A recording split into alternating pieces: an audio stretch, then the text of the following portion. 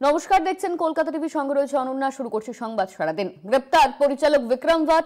IBF জালিয়াতির মামলায় সস্ত্রীকটাকে গ্রেপ্তার করা হয়েছে। এই নিয়ে আমরা কথা বলবো। আমাদের সঙ্গে ফোন লাইনে রয়েছেন আমাদের কলকাতা টিভি ডিজিটাল হেড অর্পণ ঘোষ। অর্পণ দা, গ্রেপ্তার পরিচালক বিক্রম ভাট, তাকে নিয়ে ঠিক কি কি অভিযোগ সামনে আসছে?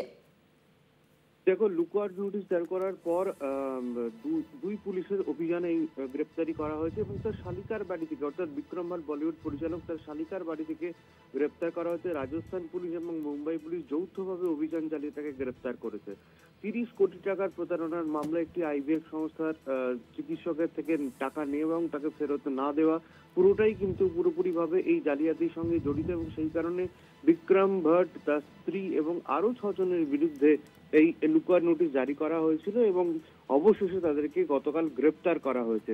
পুলিশ সূত্রে কি জানা গিয়েছে, তার পুলিশ জানাচ্ছে যে অজয় মুর্দিয়া, এই যে চিকিৎসক, আইভিআর কোম্পানির মালিক, তার দায়ের করা যে অভিযোগ, বিক্রম ভাট শ্বেতাম্বরী ভট্ট এবং তার কন্যা কৃষ্ণার বিরুদ্ধে অভিযোগ দায়ের করেছিল।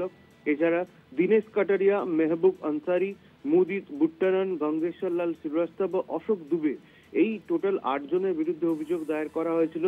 এবং যে বিষয়টি জানা গিয়েছে সেটা হচ্ছে অজয় মুর্দিয়া, যে এই আইভিএফ সংস্থার মালিক, তার প্রয়াত স্ত্রীকে নিয়ে একটি জীবনচিত্র তিনি বানাতে চেয়েছিলেন।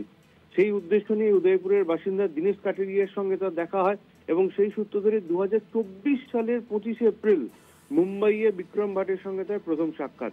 তখন বিক্রম জানিয়েছিলেন তিনি ছবি নির্মাণের সমস্ত কাজ সামলে নেবেন। সেই অনুযায়ী অজয় মুর্দিয়া তাকে টাকা পাঠায়। এই ছবির কাজে স্ত্রী ও কন্যা যুক্ত থাকবেন বলে জানিয়েছিলেন বিক্রম। এই টাকার লেনদেনে তৈরি হয় জটিলতা, সেখান থেকেই কিন্তু এই ঘটনার সূত্রপাত, যার ফলে 30 কোটি টাকার প্রতারণার অভিযোগ উঠেছে পরিচালকের বিরুদ্ধে এবং অবশেষে গতকাল রাতে শালিকার বাড়ি থেকে বিক্রম ভাট, তার স্ত্রী এবং বাকি 6 জনকে গ্রেপ্তার করা হয়েছে।